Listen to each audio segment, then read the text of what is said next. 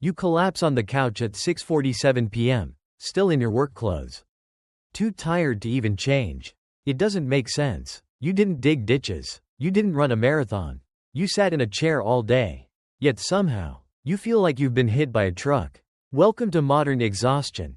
The kind of fatigue that doesn't come from doing too much, but from being constantly on. Our grandparents came home physically tired but mentally sharp. We're the opposite. Our bodies are rested, but our brains feel like they've been through a blender.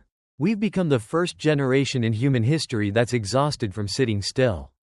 And before you start thinking you're just lazy or weak, stop right there. This isn't a moral failure. It's biology.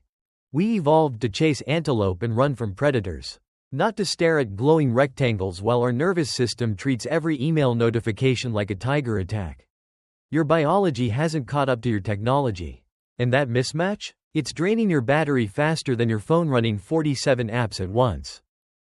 You know that strange feeling when you're completely exhausted, but you can't point to a single reason why? Like your energy's being stolen by invisible hands? That's because it is. Every annoyance, every micro stress, every moment of tension, they all take a tiny bite out of your mental battery. The morning commute where someone cuts you off. The passive-aggressive email that ruins your mood for an hour. The constant buzzing of notifications you don't even consciously notice. Each one drains a little more power until, by lunchtime, you're running on fumes without knowing why. The worst part? You don't see the percentage dropping. 1 minute you're fine, the next you can barely form sentences. This isn't the satisfying tiredness you get after a workout.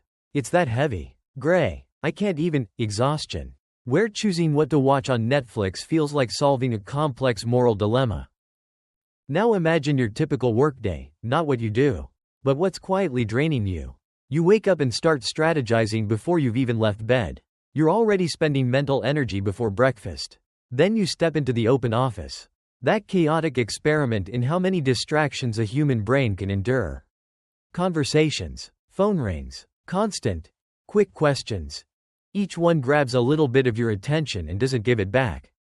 Even if you're not consciously listening, part of your brain is. And let's not forget those fluorescent lights that make everyone look like they're auditioning for a zombie movie. Your eyes work overtime just to survive the day. Add in the never-ending temperature wars, someone's freezing, someone's sweating, and you're stuck between them, and your body's constantly adjusting, never fully at ease. This is burnout by 1,000 sensory paper cuts. None of them kill you, but together they wear you down until 3 p.m. feels like the edge of collapse. Meanwhile, your body is waging a silent biochemical war.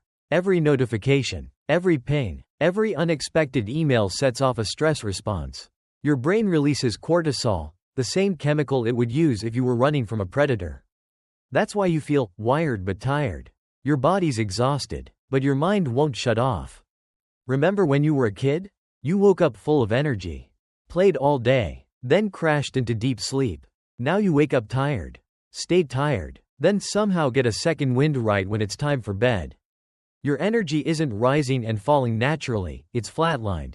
You spend the day stuck in third gear, unable to accelerate or rest. And the cruel irony is that the more tired you get, the harder it becomes to do the very things that might help.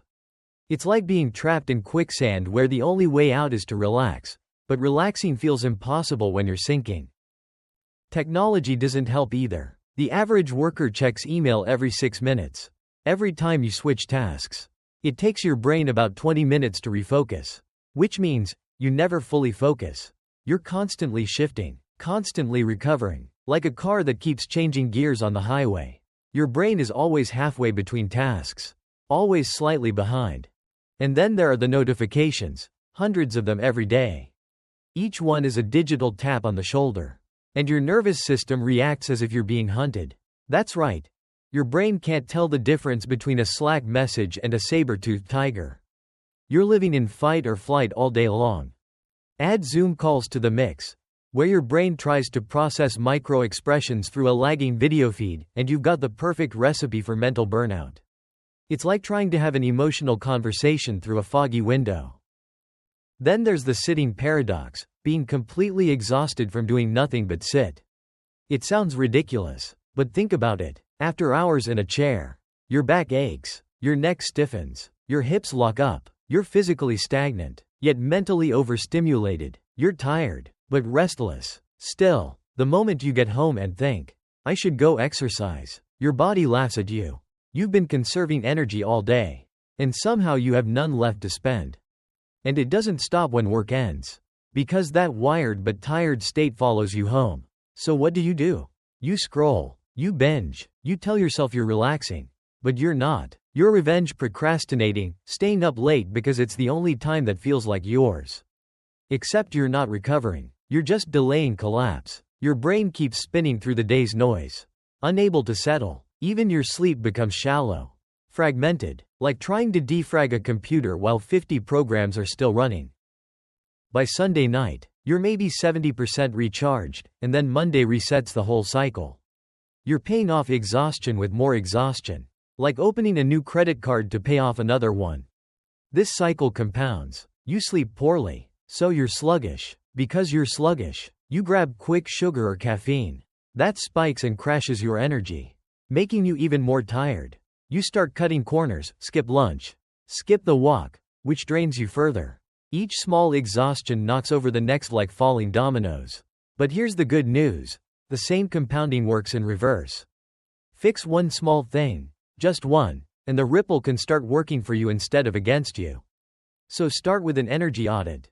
For 1 week, track your energy on a scale from 1 to 10, morning, noon, afternoon, evening. Write one sentence about what just happened. 3 out of 10, back-to-back meetings. 7 out of 10, walked outside at lunch. After a few days, patterns appear. You'll see exactly when and why your energy crashes. Then pick your biggest drain, not 10. Just one. Maybe it's endless notifications. Maybe it's sitting too long. Maybe it's staying up late. Don't aim to fix it completely. Just cut it in half. Check email half as often. Add one 5-minute walk. Make it embarrassingly easy. Because when you're exhausted, even small changes feel monumental.